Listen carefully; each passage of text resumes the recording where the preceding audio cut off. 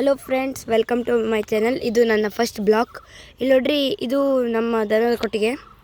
ಆಮೇಲೆ ಅಲ್ಲಿ ನೋಡ್ರಿ, ಅದು ಕಾರು, ಅದು ಮನೆ. ಅಲ್ಲಿ ನಮ್ಮದು ಅಡಿಕೆ ಸಾಮಾನು ಇಡೋದು, ಅದು ತೋಟ.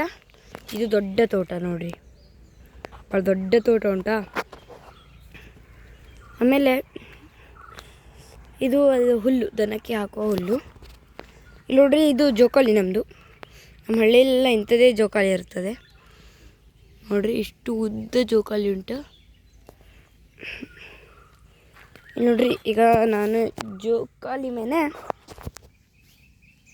ಕೂತಿದ್ದೇನೆ.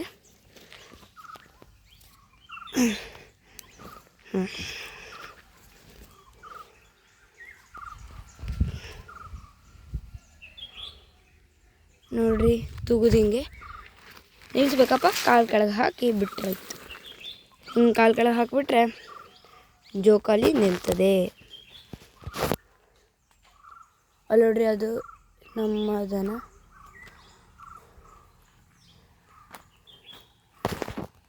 ಅಲ್ಲಿ ನೋಡ್ರಿ, ಮಾವಿನ ಹಣ್ಣು ತಿಂತ ಉಂಟು. ಆರಾಮ್ ತಿಂತ ನೋಡ್ರಿ. ಅದು ನಮ್ಮ ದನ ಮಾವಿನ ಹಣ್ಣು ತಿಂತ ಉಂಟು. ಇದು ನಮ್ಮದು ಕಲ್ಲು ನೋಡ್ರಿ. ಈಗ ಮುಂದೆ ಹೋಗೋಣ. ಇದು ನಮ್ಮ ಮನೆ. ಮತ್ತೊಂದು ವಿಷಯ ಹೇಳೋದು ಮರ್ತೋದೆ, ಇಲ್ಲಿ ಬರ್ರಿ. ಇದೆ ಇಲ್ಲಿ ನಮ್ಮದು ಹಳ್ಳಿಲಿ ಮುಳ್ಳೆ ಹಣ್ಣು ಅಂತ ಇದು ಗ್ರೋ ಆಗ್ತದೆ. ಇದನ್ನು ಹಿಂಗೆ ತಿನ್ನೋದು.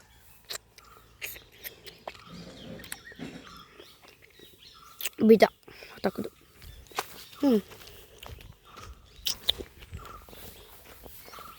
ಇವರು ನಮ್ಮ ಅಪ್ಪ.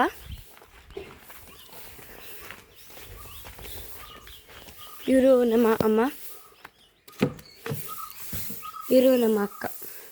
ಇದು ಸಿಟ್ಔಟು, ನಮ್ಮ ಮನೆ ಸಿಟ್ಔಟು.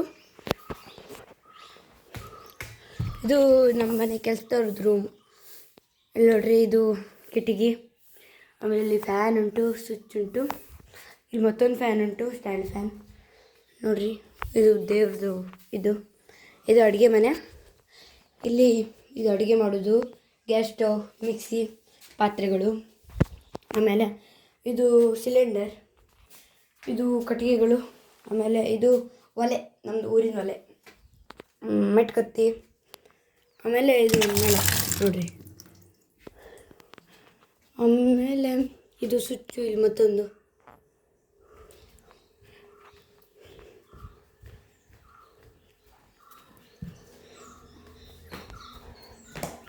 ಆಮೇಲೆ ಇದು ನಮ್ಮದು ಹಳೇ ಕಾಲದ ಸೋಫಾ.